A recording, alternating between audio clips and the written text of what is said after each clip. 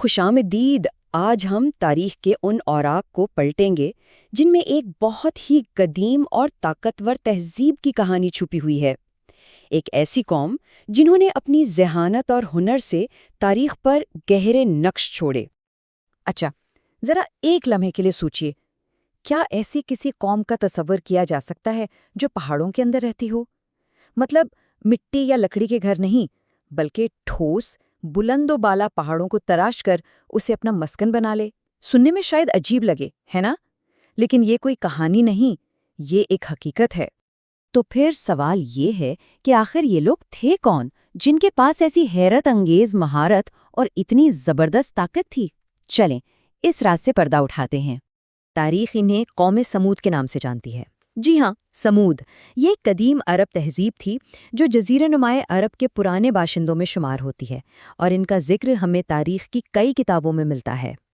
ठीक है, तो अब हम ये तो जान गए कि ये कौम समूद थी, मगर अगला बड़ा सवाल ये है कि ये रहते कहाँ थे?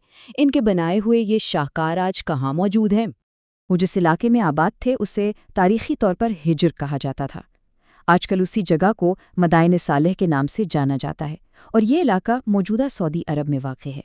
लेकिन कौम थमूद के बारे में सबसे गैर मामूली बात ये नहीं कि वो कौन थे या कहाँ रहते थे, बल्कि असल और सबसे दिलचस्प बात तो ये है कि वो कैसे रहते थे। उनके रहने का यही अंदाज उन्हें तारीख की सबसे मुनफरिद कौमों में से एक बनाता है। तारीखी ज़राए हमें एक ही बात बताते हैं कि ये लोग गैर मामूली तौर पर ताकतवर थे, और ये ताकत सिर्फ जिस्मानी नहीं थी, बल्कि इनकी इंजीनियरिंग, इनका फ़न तामीर और अपने माहौल को अपनी मर्ज़ी के मुताबिक ढालने की सलाहियत कमाल की थी। और इसकी सबसे बड़ी मिसाल यही कि वो पहाड़ों को काट कर तराश कर अपने लिए महफूज और आलीशान घर बनाते थे।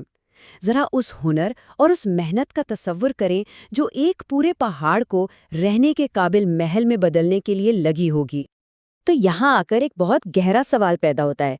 जब हम कौम समूद को देखते हैं तो सोचने पर मजबूर हो जाते हैं कि किसी कौम की असल ताकत का पैमाना आखिर है क्या? क्या ये उनकी फौज है, उनकी दौलत, या फिर पहाड़ों जैसी न मिटने वाली चीज़ों पर अपनी छाप छोड़ जाने की सलाहियत?